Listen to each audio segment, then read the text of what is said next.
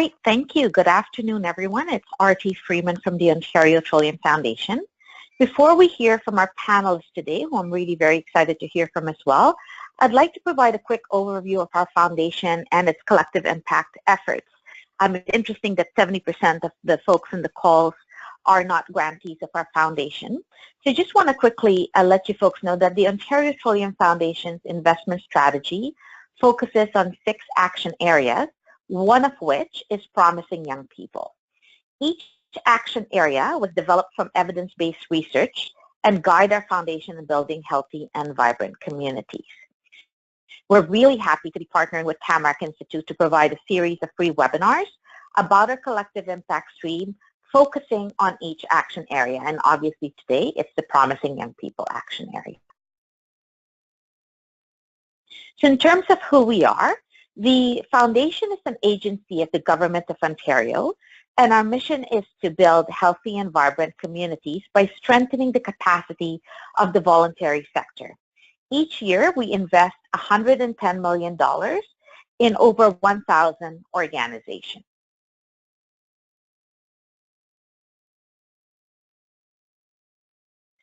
So our collective impact stream, so we've got other streams, but our collective impact stream meets our desire to help solve complex social problems in Ontario over the long term. We're really interested in helping co-design impactful initiatives. We want to provide capacity building services with our partner Tamarack. We want to promote learning between initiatives and host communities of practices on specific issues, as well as provide funding and technical assistance for monitoring and evaluation. So we really want to support organizations throughout their collective impact journey. Our model has three stages: define the impact, organize for impact, and deliver for impact. In essence, these are the development phase, planning phase, and execution phase of a collective impact initiative. The details around the amount and timing of funding for each phase can be found on our website, and I'll be giving you that information a bit later on. So these are our 6 action areas. They really represent our vision of what we aspire to change. Our collective impact grants address issues related to these 6 action areas. Some of the issues include youth suicide, urban flooding, graduation rates, social integration, waste management, homelessness, and physical activity. And we're going to be going through each of these will have its own webinar, but today in depth, we're going to be going through the Promising Young People action area. So the Promising Young People action area is about ensuring the positive development of children and youth through the right set of skills, experiences, and relationships so that they develop into successful and contributing adults. This slide here shows the Canadian Index of Wellbeing indicators that informed our action area and the outcomes we want to achieve. So the Canadian Index of Wellbeing, or CIW, was developed to measure the health and well-being of the nation beyond its economy. Each of our action areas, so all 6 of them, were chosen based on alignment with 12 of the Canadian Index of Wellbeing indicators. For our Promising Young People action area, there are 3 indicators that we consider our North Stars in helping achieve our vision. At the very best, we would like our collective impact stream to move the needle on these indicators. And you can see them on the screen, but if you don't have a screen, I'm just going to read it out for the sake of those on the teleconference only. So it's the percentage of children doing well in 5 developmental domains, the average of 5 social and emotional competency scores amongst 12 to 13-year-olds, and the percentage of 20 to 24-year-olds completing high school. As well, we've articulated 2 priority outcomes for this action area, and initiatives need to align with at least one of these outcomes. So the 2 outcomes are more children and youth have emotional and social strength, and the second one is more youth are meaningfully engaged in their community. The next slide, please. Great. So if you're interested in learning more, please feel free to contact us either on our website or email or through our phone line and a personal contact as well that's available to you on that screen. Great. So now we'd like to introduce our panelists for today. I'm very excited to have with us Petra Chambers-Sinclair and Deb Halliday. But I'll introduce Petra first. Petra helps work with individuals, organizations, and communities wrestling with challenging problems. She specializes in creating high-performance outcomes in the face of complexity and scarce resources. They use collective impact, design thinking, systems analysis, evaluation, and measurement to do all that. Petra is the 7th generation of her family to live and work in the Lekwungen territory of southern Vancouver Island. She brings 25 years of leadership experience to her work and has a graduate degree in organizational conflict analysis and management from the Royal Roads University. Deb, who's also joining us today, brings over 25 years of experience working with philanthropy, government, nonprofits, and communities to tackle the complex issues of education, healthcare, and the economy through collective partnerships and strategic design. She regularly speaks to groups large and small about how working together we can have an impact on the communities we live in and the lives we share. So I'd like to now invite Deb to share her work with us. Hi there. Thank you so much, RT, and for the Tamarack Institute staff. I'm really honored to join you. So I'm coming from Montana, so just a little south of the border, and so thank you for your interest in our work here. I'd like to start off with this quote by Margaret Wheatley, "People own that which they help to build," because I think that at the core of particularly work with youth, if we're not authentically engaging youth and seeing them as co-creators of the work that we're doing, I think we're really kind of missing the boat both on impact but also on, you know, what makes this work really fun. So you could go to the next slide. I'll be talking with you about Graduation Matters Montana, which is an initiative that we launched through our state government education agency, the Montana Office of Public Instruction. And it was an initiative that we launched about 7 years ago to increase the number of students who graduate from high school. And so in the states, that's graduating usually by the age of 18. And that, you know, opens the opportunity to either go on to post-secondary higher ed or go right into the workforce in one way or another. And at the height of Graduation Matters Montana, we were in 58 different communities doing this work, and I'll explain a little bit of what that looks like at that local level and how we supported that at the state level.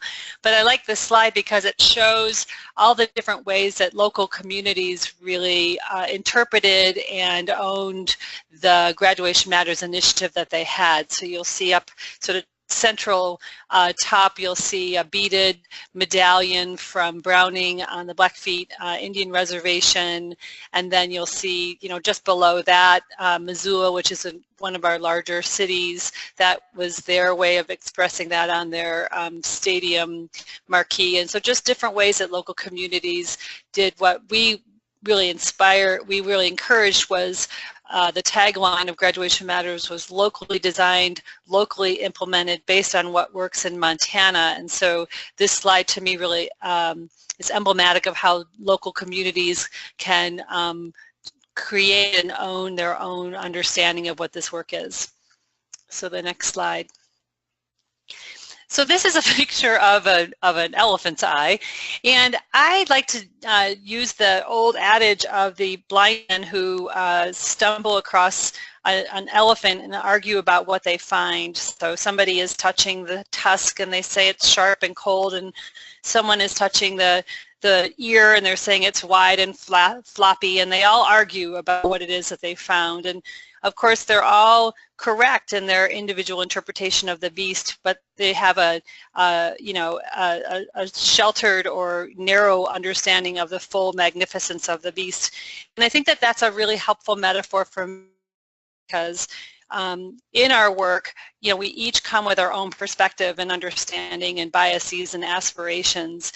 And I think that unless we are really thoughtful about constructing a team that has different perspectives and experiences, so that we can have a deeper understanding of what the challenges are as well as the strengths and opportunities, I think that we're we're not going to cut new turf. And I think that it's particularly the case when you're working with youth because, there are so many examples of well-intended adults coming into a board meeting or a room to talk about what they can do about a particular part of youth development and youth experience growing up in our communities. And we're grown-ups, we have our own understandings of what it meant maybe to be a kid, or maybe we have kids, or we know kids, but we're not living and we're not walking that path. And so really finding ways to be comfortable with having authentic participation of youth, I think is, super central to this work. So you could continue to the next slide, please. So Graduation Matters Montana is referred to as a nested collective impact initiative. So this is a little map of Montana with the 58 stars representing the different communities that were working with Graduation Matters Montana. And we had sort of a collective impact light. And so Montana is a very rural state. Our largest community is the city of Billings, which is 100,000 people. But we have 7 reservations, a lot of ranch towns. And so Graduation Matters really looked different in each community based on its own economy and capacities and what they were trying to build. But each community followed a basic framework, which was, bringing together that multiple stakeholder team, looking at your data, both qualitative and quantitative, reflecting on good practices. So what are we good at? What are we understanding as a result of our reflection that we're good at, we could grow, and what are we really flat-footed around that we could improve? And then the final part of that framework is to be very intentional about aspirational communication. So it's Graduation Matters, Billings, Graduation Matters, Wolf Point. It's a framing of the work as, we can come together and work together and have something positive happen, as opposed to it's a dropout crisis and, the sky is falling and we all are really worried about what's happening. And so in each of those communities, we really were working hard to normalize the importance of student voice being a part of each of those stages. So it wasn't just grown-ups coming up with their own understanding of what was wrong or what could be fixed, and then finding students to buy into that. And it wasn't just inviting students who never considered dropping out of high school. It was really being thoughtful about engaging the students that have one, direct or one step removed experience of dropping out of school or struggling to stay in school, and having that group be that first part of the stage of team, and have the students be involved in looking at that data and interpreting that data and reflecting on practices and be part of the communication. So they were really integrated into every stage. And we had terrific effect in our Graduation Matters work. Over the timeline of our initiative, which started in 2009, 2010, we ended up with the highest graduation rate in the state's history 2 years running, and we're able to communicate that with it from an economic analysis to continue to involve Main Street businesses as well as the larger corporations and foundations in our state. So you could do the next slide. So nothing about us without us is a phrase that I think the disabilities community popularized a while back, and that's very core to our work with Graduation Matters Montana. So in this picture you'll see a couple cute young girls. They have Pledge to Graduate pledges where they pledge to graduate and say why that matters. We had almost 20,000 students take the Pledge to Graduate during the initiative. On the upper right-hand side, you'll see older students standing in a circle. We had a student advisory board that came together a couple times a year to confer with us at the state level about what's working and not working in the high schools in the state. And so we really just normalized as a state agency, and then made it sort of led by example at the local level, how schools and nonprofit organizations could invite youth voice into their work. So next slide, please.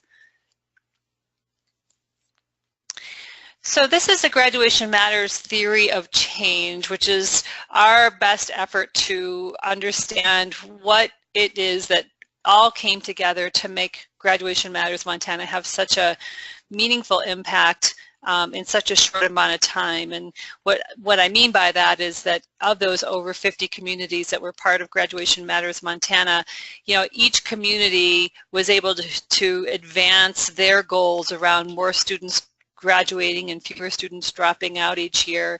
And so I've circled the emphasis on student voice, and circled the takeaway for us is that it really having student voice in the work that we're doing, it really kept it real and it broke new ground. I think Paul Bourne wrote last winter about that when you authentically engage people with lived experience in this work, that's where you see real innovation happen, right? Because you're slowing down and understanding it from their perspective. So like a real quick example of that is one community, they were gathering some data and the students really felt like the teachers weren't all that engaged with the students and didn't really care about their lives outside of school.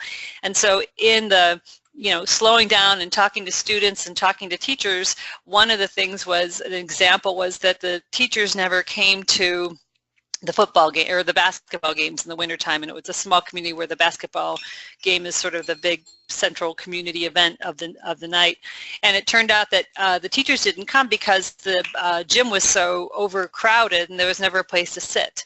And so they created one bleacher row that was just for teachers, and then teachers started coming to it, and then they'd see the kids in the hall and they'd be high-fiving, and you just, with that sort of low-tech, high-impact way to really shift the culture and the vibe in the school.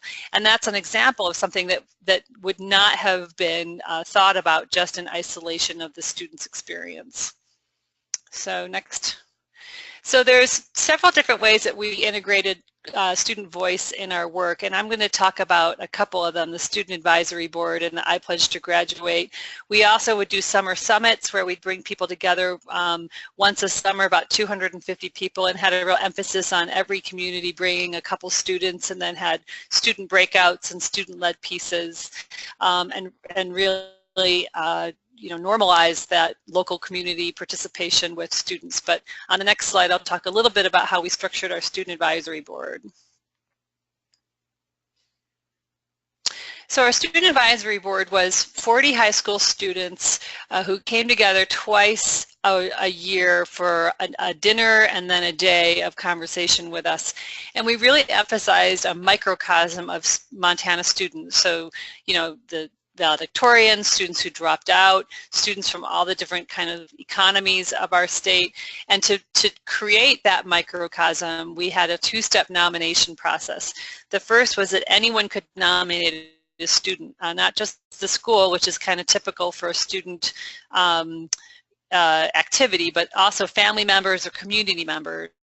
And it was very easy online, two-page form. And then once a student was nominated, the nominee could also complete a form. And so what that did was it broke the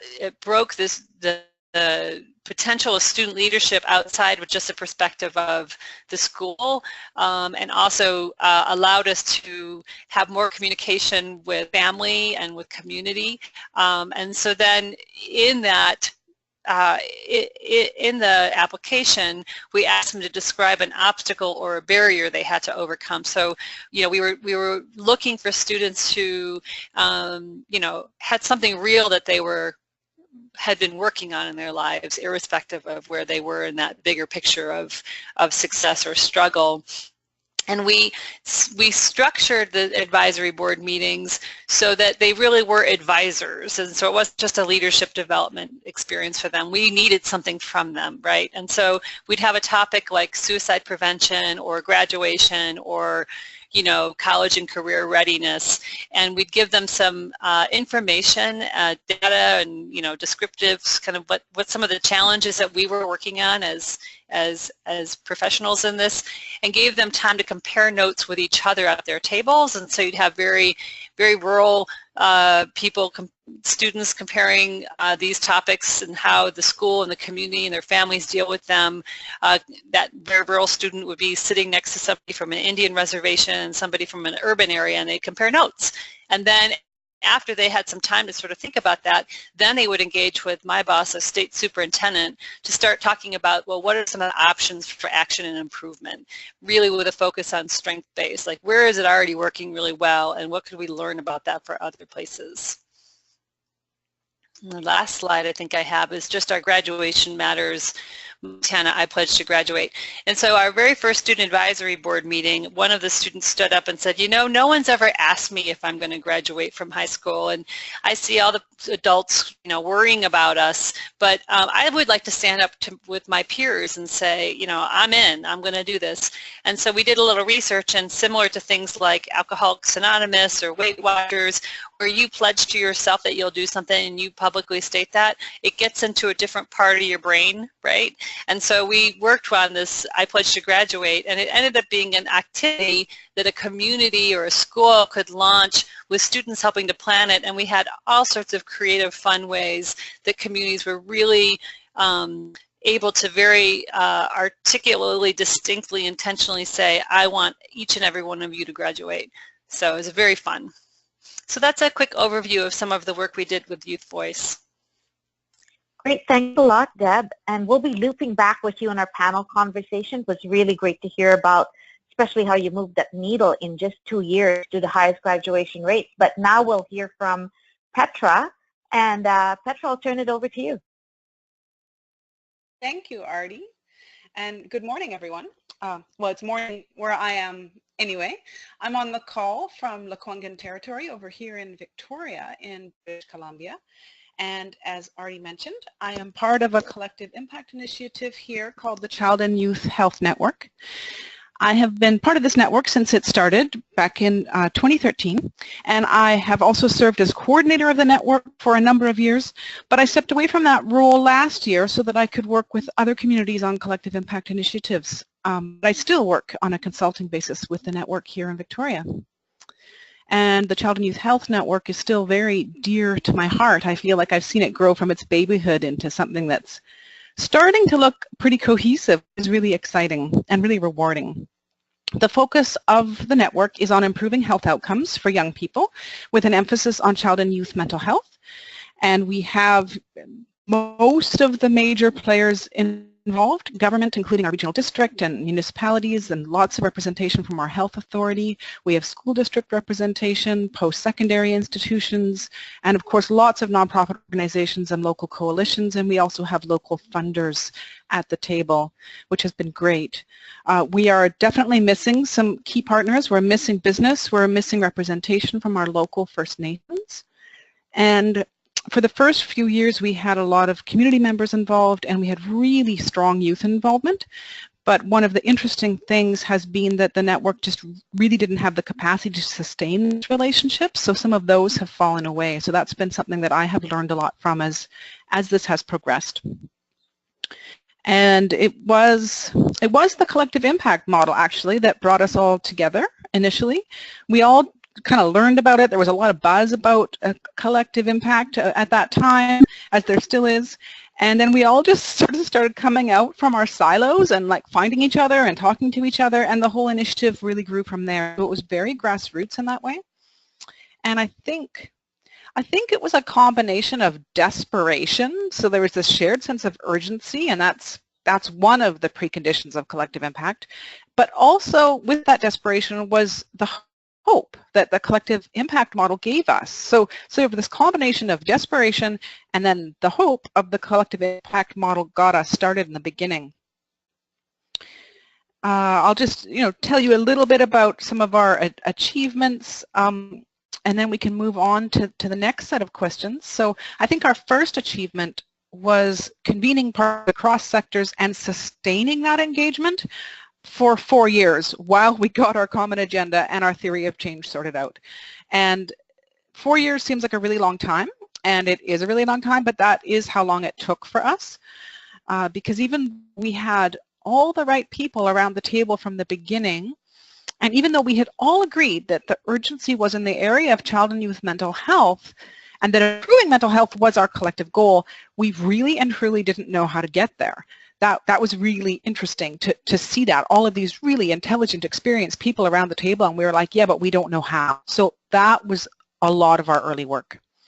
It took a year and a half of solid work before we came up with our leverage point around that, which was increasing connectedness for children and youth. So our earliest achievements, I think, were around sustaining the engagement and momentum during that period of ambiguity. And then after that, things just really started falling into place. We identified our first project, which was to create an index of connectedness. We started flushing out our theory of change. We formalized our backbone structure, which was something we didn't have at the beginning.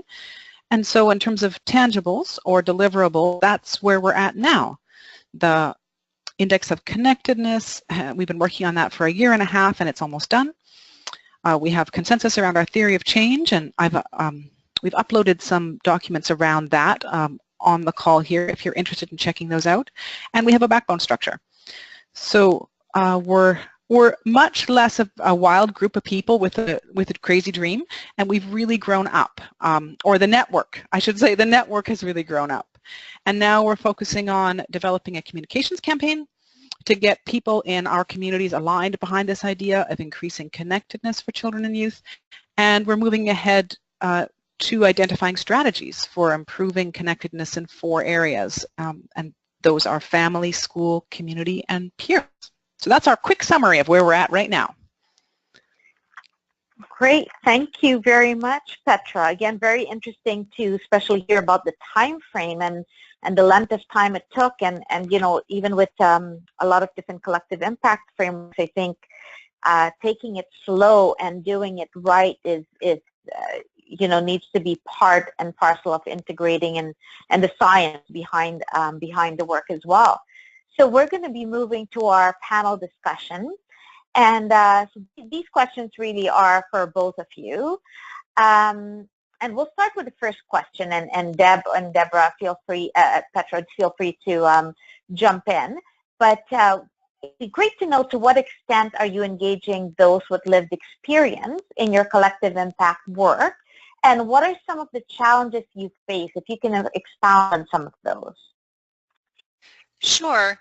So with Graduation Matters Montana, the student voice, I think, was thought of as very central to the collective impact work. And so recognizing that, you know, there's really no silver bullet to this work. It's a constantly evolving set of relationships and challenges and opportunities. And so having the students who are currently in your school, struggling to stay in school or struggling in the community, having them be seen as you know, co-creators of a different understanding of this work, I think is, you know, a very central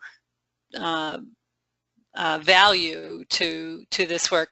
And so some of the challenges, it's interesting. So to be completely honest, when we first put together the Student Advisory Board, it was a statewide board, I think we were thinking fairly naively that, you know, in the states that the teachers have a teachers union and the administrators have a group that comes together, and who's bringing together the students for them to be advocates for their right to have a great education. And so I think we were just very honestly just convening them to learn from them and to stay motivated in the work that we're doing.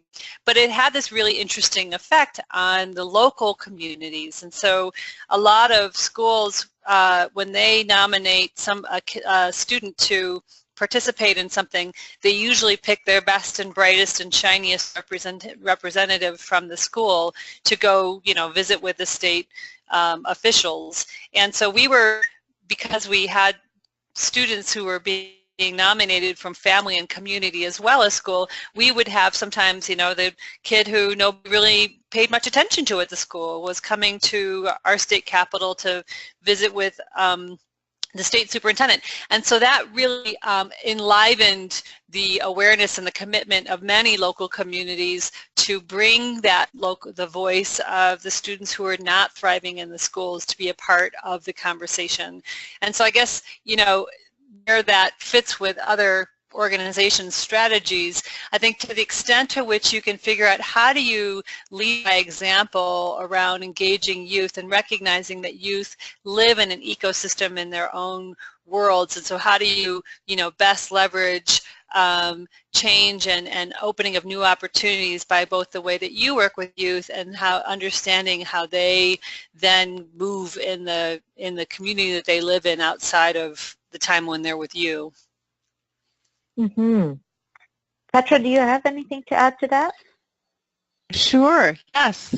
This is something I'm really passionate about, actually, but I will try and keep it brief.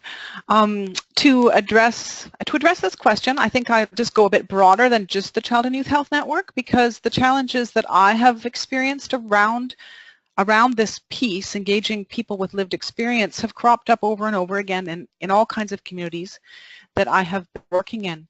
And I think sustaining engagement with community has been one of the trickiest elements overall. And on the subject of youth engagement specifically, it really is difficult. Even when we have the best of intentions, I think that youth engagement is often tokenized. It sounds like Deb has found some really innovative ways to avoid that tokenization. But often what ends up happening is there's, sort of a youth consultation meeting that's sort of a one-off, or maybe youth help organize an event, but there's not really a mechanism for including youth in a meaningful way over the long term. And another thing that I've noticed that can happen is that youth with first-hand experience with vulnerability are included in a meaningful way, but it's actually more than the initiative can handle to sustain their involvement. I mean, either because their perspective is just too divergent compared to the adults in the room, or because it's just so incredibly resource intensive to support their involvement. So sometimes, even if we're doing everything right around involving people with lived experience, including youth who are quite vulnerable, we can experience funding cuts, for example, and then the initiative may be unable to continue to afford their involvement, and that's one of the things that certainly happened in the Child and Youth Health Network. And another challenge is interesting, and there was a lot of learning for me around this piece, is that a lot of adults really aren't sure how to relate to youth. Like, it's a real challenge, and I have some really interesting findings that I can get into later if we have time, from my own anecdotal research around that, around the challenges that adults face in interacting with youth. But that's through all really of this, interesting. Yeah, it is, and I'd be happy to speak about that later, but I don't want to take too much time right now. Sort of my overarching takeaway from this piece is that through this work in collective impact with community, I've become really aware of the tendency of systems to resist change. And even when all system actors agree that they really want change, it's like we can all unwittingly become part of the system that is simultaneously resisting the change. And I really see that playing out in this area of trying to engage people who have lived experience. I think I'll just wrap up by saying that there has been obviously a lot of talk about equity and the wider collective impact community. And I personally like to think of equity as the 6th condition of collective impact, because you can get everything else right. But if we don't have equity, if we're not involving people with lived experience in a meaningful way, we don't really have a way to learn with people in our communities. And without that genuine community engagement, I believe it's really hard for us to get to impact. Great. So thank you both for your insights. I mean, there's some really neat nuggets in there. If we can come back to some of that, such as sustaining the youth engagement piece and the when you mentioned about the systems resisting change and equity, we'll come back to those 3 things. We'll look back to that after we get through some of these other questions as well. So the second question again for both of you is, what have been some of the benefits of the collective impact approach, and how has it been particularly helpful in addressing your issue?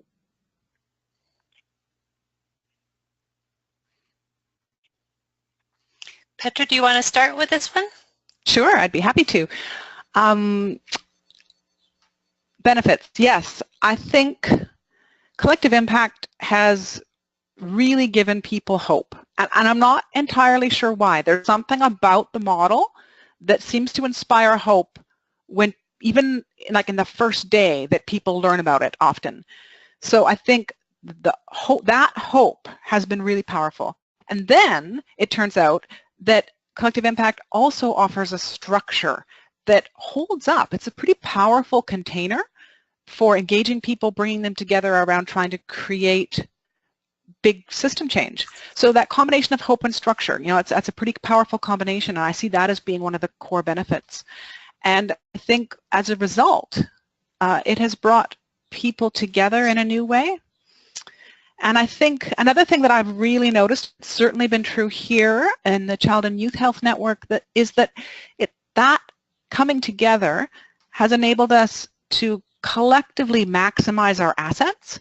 So, for example, some of our partners are really small, scrappy nonprofits, and they can take advantage of opportunities really quickly, and they can really make things happen on the ground in a really efficient way.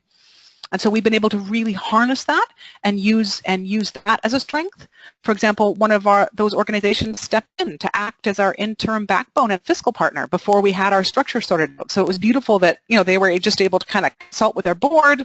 The executive director was like, yes, let's do this, and it just happened like within a week. And other partners are really big, and they bring a lot of credibility to the network, which is also really important. So, you know, you've got big shot leaders who are able to get meetings with key influencers in government and in other sectors to advance the cause. And they also have people like epidemiologists on their teams. So if we have an epidemiology question, we can, you know, consult with those people. So being able to sort of use the strengths and assets of different actors in the system has been a real strength, real benefit of the model. And of course, you know, everyone brings a slightly different perspective, which is really valuable and actually really necessary, because we can't continue to do things the way we always have done, because if we do, we will get the results we are currently getting, and clearly we're dissatisfied with those. I think the last thing I'll just mention is that the collective impact structure has enabled us to sustain this effort, which I still think is pretty remarkable. And in other communities where I'm connected to initiatives that are a little less advanced than the Child and Youth Health Network, that has been true as well. People feel inspired by the collective impact structure, they see possibility in it, and that is what brings them together at the beginning, and it's also what enables them to sustain their collective efforts in the longer term. Yeah, I would echo all that Petra has said. You know, I think having a common framework and common language to bring people from different perspectives together to kind of begin to do that deeper crosswalk, I think, has been really helpful. I think that the core model of collective impact is very elegant, and that very robust learning community that we are all a part of, and all the, you know, the ethos around crowdsourcing resources and the generosity that I think the collective impact practitioner community has brought to this work is remarkable. And I also say that I think that putting data in the center of the conversation has also been really helpful. It's one of those things that I think we all sort of know we need data, and, you know, for one reason or the other, but being really very real about what would tell us where we are and how do we know where we want to go if we're getting there. Those very essential conversations, I think, have been very important to allow us to break into multiple sector collaboration. And I would say that with specifically to Graduation Matters Montana and the youth voice perspective, the way that we sequenced the work was very critical. You brought that group together, and then you looked at your data and you did that sense making about what's working and where do we want to be putting our efforts. And so having that the value of people coming together, building some trust, understanding different perspectives, and then beginning to move down that path of like where do we grow what we're already doing, and where do we take some leaps of faith here is very powerful. Now, Deb, you had mentioned when you were speaking about the nested collective, like it's a nested collective impact initiative and CI Light, and just thinking of that, has that played a role, you think, in addressing the issue to achieve the impact within 2 years? I think so. So just for clarification, so we were working for 6 years, but those last 2 years were when we saw that huge, huge impact there. But yes, and so nested collective impact, that's a phrase that Liz Weaver bestowed upon us, much to my happiness, several years ago. And so the idea is that each community is running the same framework, and so but they're owning it in their own context and their own capacities and their own aspirations. And so again, that tagline of locally designed, locally implemented, based on what works in Montana. So each community had a framework to run, which is that collective impact light, right? So it's the team, data, practice, communication. But then the larger vessel of the work was the state education agency, which really I would call sort of the Uber backbone, where we would, we raised $1.3 million of private sector funds that we then turned around to do mini grants to local communities to help buy some of their time and effort in the work. We brought them together on a regular basis to share what was working, and we really created a culture of a learning community where this work is very hard and it shifts, and as Petra said, it can be hard to sustain different pieces of it, and so we were just that constant capacity piece of how do we just keep this moving forward. I had coaches who worked in local communities to help them move the ball down the field in this work, and with all those different ways that we supported a common framework, but then gave people the attitude and flexibility to own it for their own local context, I think is really what helped it take off. Okay, thanks for that. And we're going to move on to our last question as well in the interest of time, and see if we can get some other questions from the audience. But what learning can you share, or what advice can you offer to others who are considering collective impact? And maybe Petra, will start with you. Sure. The conclusion I've come to from being part of this work over, I guess it's been 5 years now, is really about the necessity of supporting each other with the discomfort of change. And that was not something that was on my radar at all at the beginning. Or, maybe it was a little bit, but it was kind of more sort of theoretical or sort of like an intellectual awareness that I had about it. So at the beginning, I think I was really looking for some technical skill or facilitation strategy that would be the ingredient that would make the collective impact happen. And I think for the first couple of years, that's really what I was focusing on, the magic wand to make collective impact work. But I had this major epiphany after immersing myself in it for a few years that really changed my worldview, and I think it really changed my approach to this work, and possibly it even changed my entire life. And that is that I knew that we had to be willing to change ourselves. I knew that was a necessity. And I think I would even say that out loud in meetings.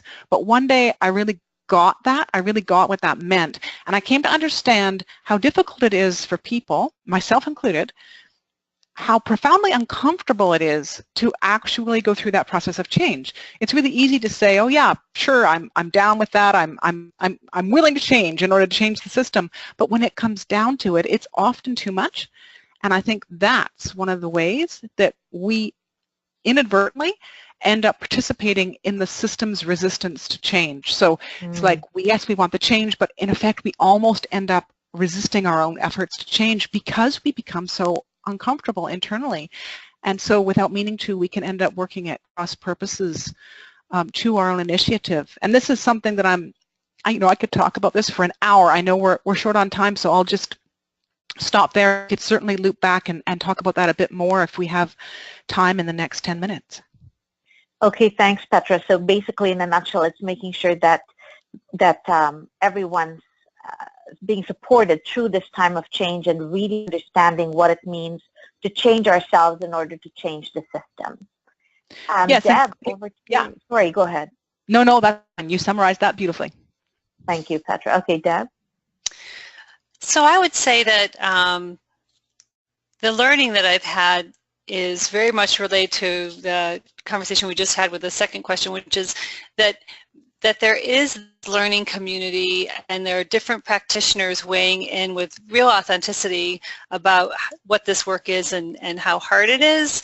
And so it does give us hope to see different tools and stories and get together once in a while with other practitioners and share that. So I think that the vessel that's being built and sustained through organizations like Tamarack Institute are really vitally important to supporting us through that hard work.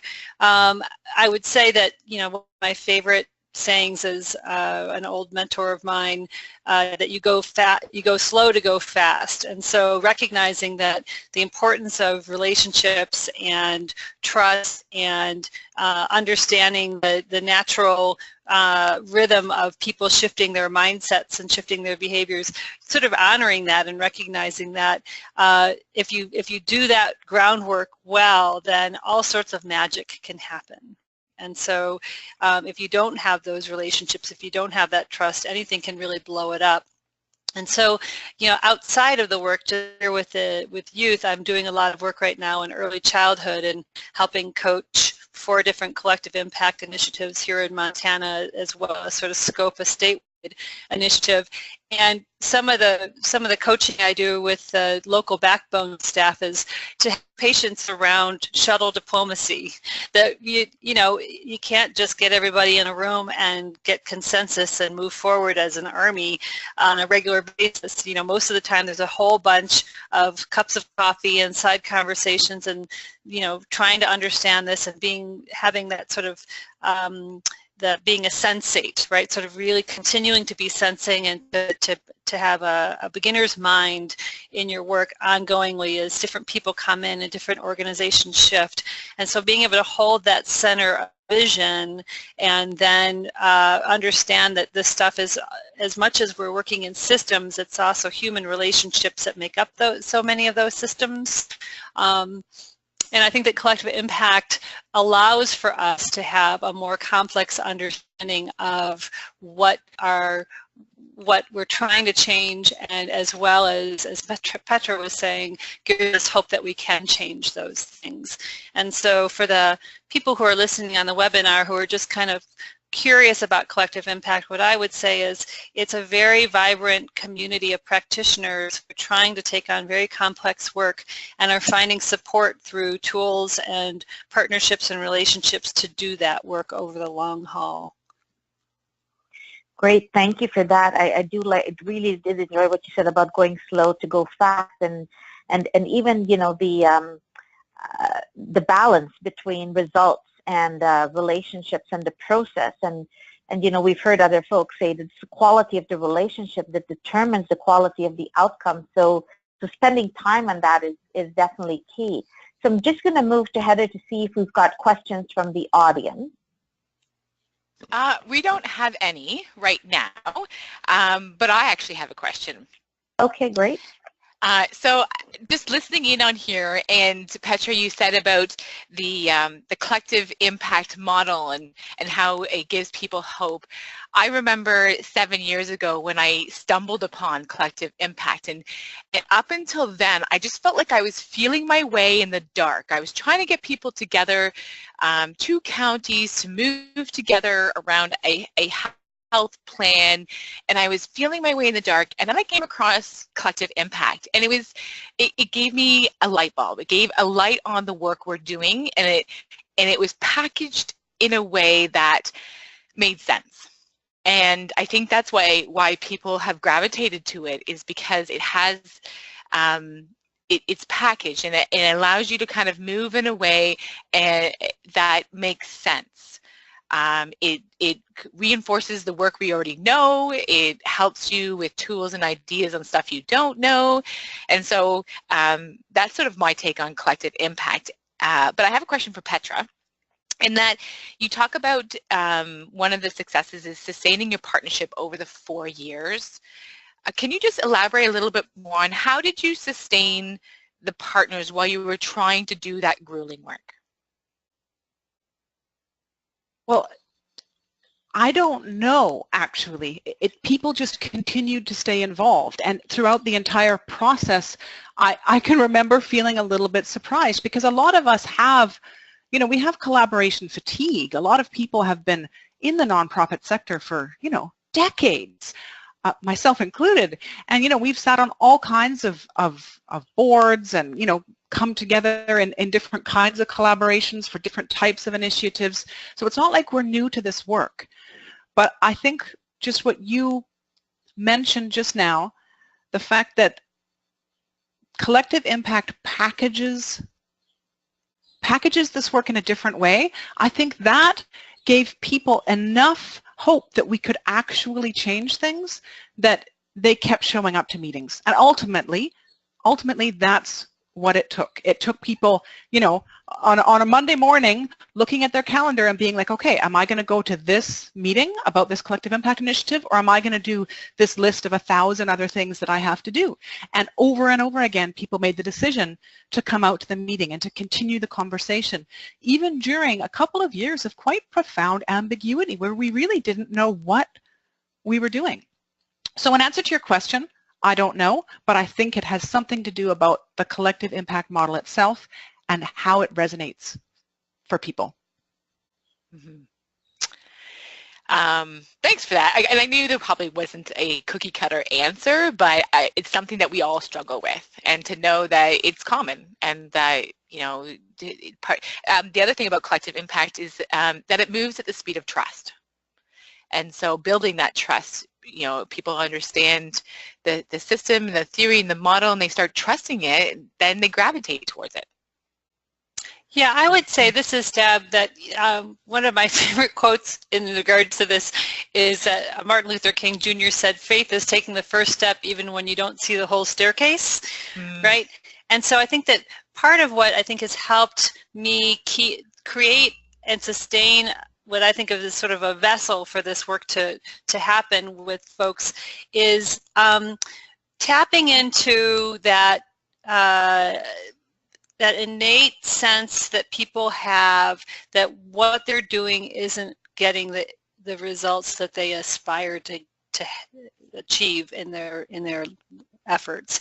And so recognizing that we are all working really hard to try to have larger impact, and yet we're not seeing that larger impact, and creating a safe space for people to acknowledge that and to be willing to step out of their comfort zone to try something that's a little bit different, and then to have the collective impact body of knowledge that's being gathered, daily, it seems, from my Twitter feed, to bolster that leap of faith with really solid tools and resources and examples, and the network that we're all forming with one another around this. I think those two things have been able to, I think, hold that space for people who, might be questioning why they're doing this. And then, of course, I think that it's easy to say identify early wins, but it's also very realistic that people need little things along the way that remind them why they're doing this hard work. Mm-hmm. Yeah, we have two questions.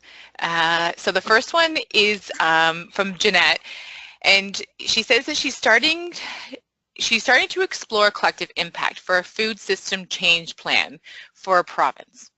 Her initial thought was to start a smaller group to get a plan developed and then roll it out to build a network for collective impact.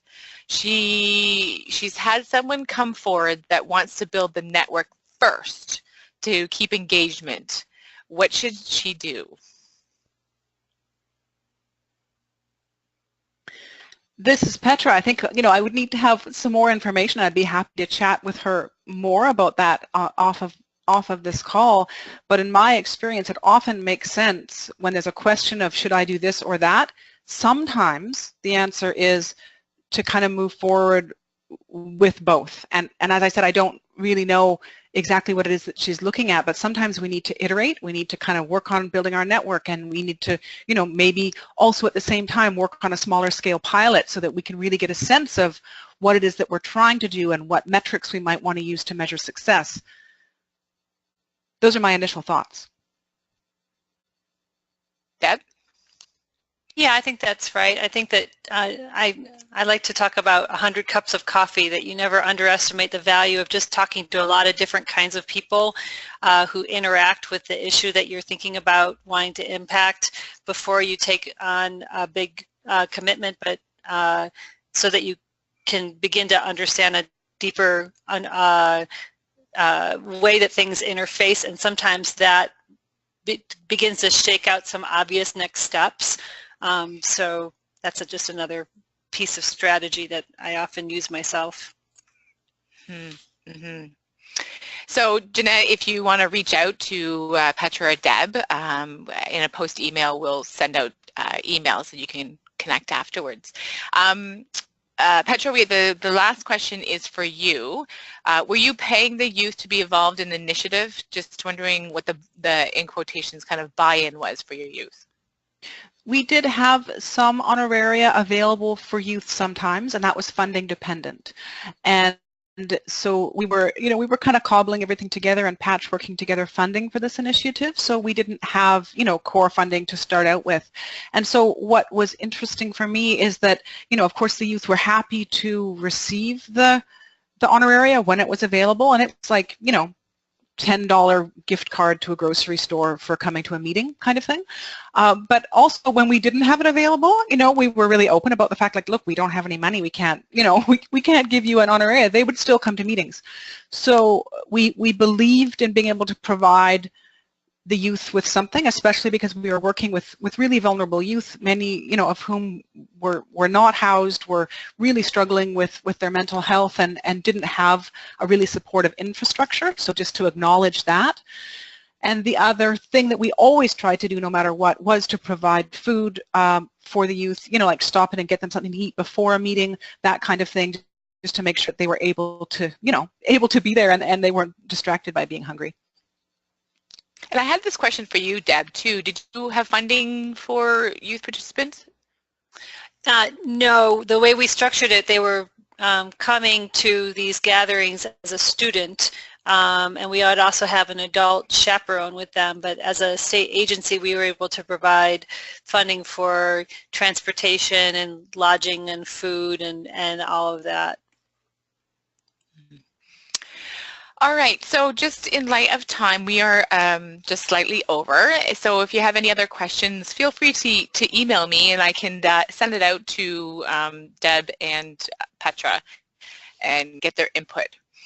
I just want to highlight some of the upcoming learning opportunities. There are a few more of these webinars happening with the Trillium Foundation and the action areas. And we also have a 5-day Community Change Institute opening in September.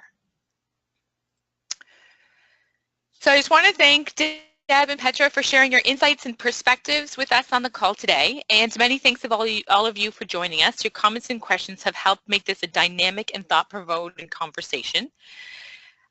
As promised, in a few days, we will email you the link to the audio and other materials related to the call. We also welcome your feedback on these calls too. So please do email myself, Heather, at tamarackcommunity.ca, and have a great day. Thank you very much.